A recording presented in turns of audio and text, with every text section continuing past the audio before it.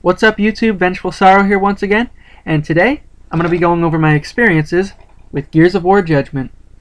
Now this game is a prequel to the Gears of War franchise. It takes place before the events of Gears of War 1, during the time of Emergence Day, shortly thereafter.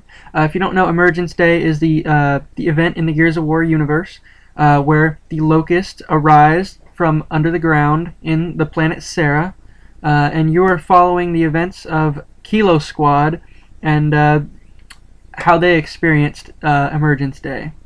Now the game starts out with Kilo Squad on trial for a war crime, and throughout the course of the game you hear testimony from each member of Kilo Squad as to what happened to cause that war crime, and you know what the purpose of them doing that was, and it makes sense in the end.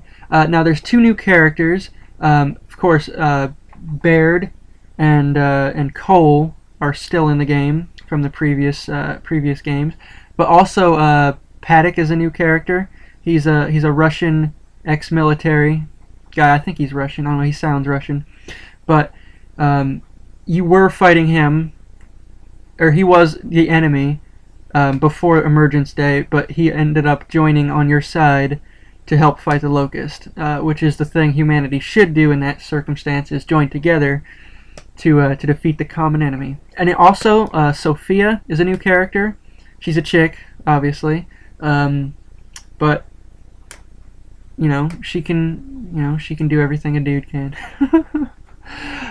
Anyway, yeah. So the person who is trying you for this war crime, Colonel Loomis, I believe his name is. He's a dick. He's an asshole. He straight up is.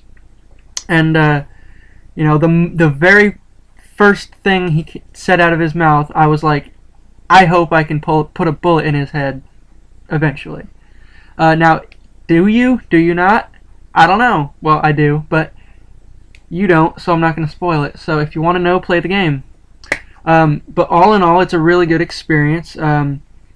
The graphics, it is graphically amazing comparatively to the other Gears of War games.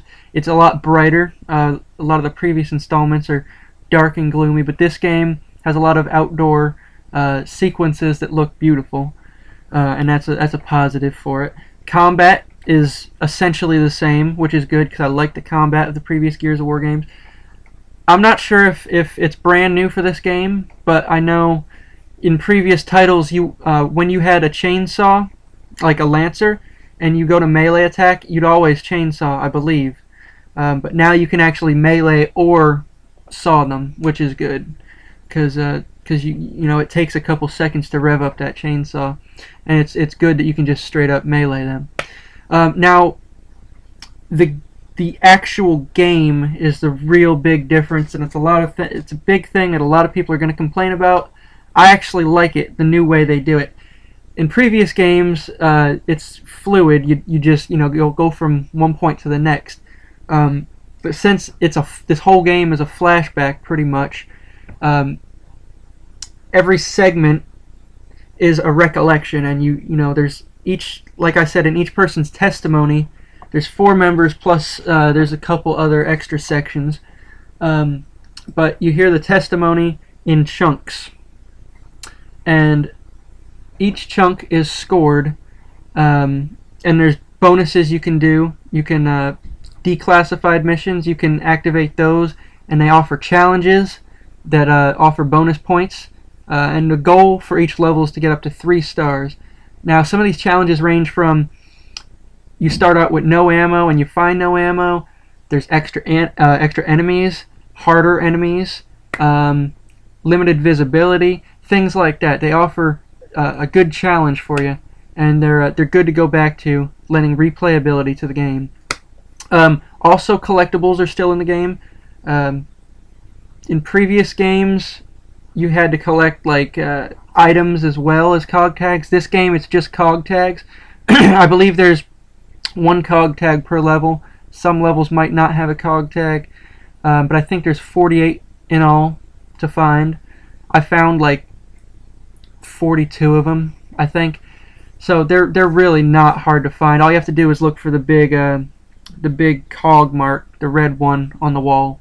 Now, the declassified missions are even an even bigger cog mark, but you'll find it. They're easy to find. After you beat the game, well, not after you beat the game, but after you get 40 stars, you can play Aftermath mode, which is a side campaign to the Gears of War 3 campaign. Now, there is something that happens in Gears of War Gears of War 3 that's unexplained, and this Aftermath campaign explains it. Same squad, Baird, Cole, I believe Carmine is in this, and Paddock joins you again. This is like 20 years in the future or something like that, to the Gears of War Judgement campaign. Now, it's short. It really is. It should be like a DLC length, an hour, 2 hours, something like that. But it's really fun, and it's a good thing to play if you're wondering what happened in Gears of War 3. So, also, the multiplayer is pretty fun, actually. I just got wrapped up playing I think 3 or 4 hour session. It's pretty fun. Horde mode is gone, but survival mode is now in. And it's Gears of War, well, it's Horde mode up to level 10 instead of level 50, but it's like a defend type thing. You have to defend 3 objectives, and when one falls, then you go to the next, then you go to the next, and each location has different areas where you can snipe from, or you can perch in different areas, and it works like that. Now, if you're a different class, you can activate different things, like a scout can climb walls and use turrets and stuff like that. And they can also throw out a specific type of grenade that exposes enemies on your radar, pretty much. And each class has their own thing. Let's say, like, the soldier can throw out ammo, and I'm not sure about the other ones. Yeah, but overrun mode is that, but you use, you can play 5-on-5, 5 locust, 5 cog. I actually only played 1 match because I'd been playing the survival mode for a few hours. That's my favorite mode because I love Horde. I love fighting wave after wave. Which, by the way, I didn't beat. I didn't beat survival mode. I got to level 9 twice. And only had a few kills to go, but the Corpser, if you're fighting the Corpser, those things are so unfair because they can go underground under the traps, come up right near the objective, and one hit destroy it. That's bullshit.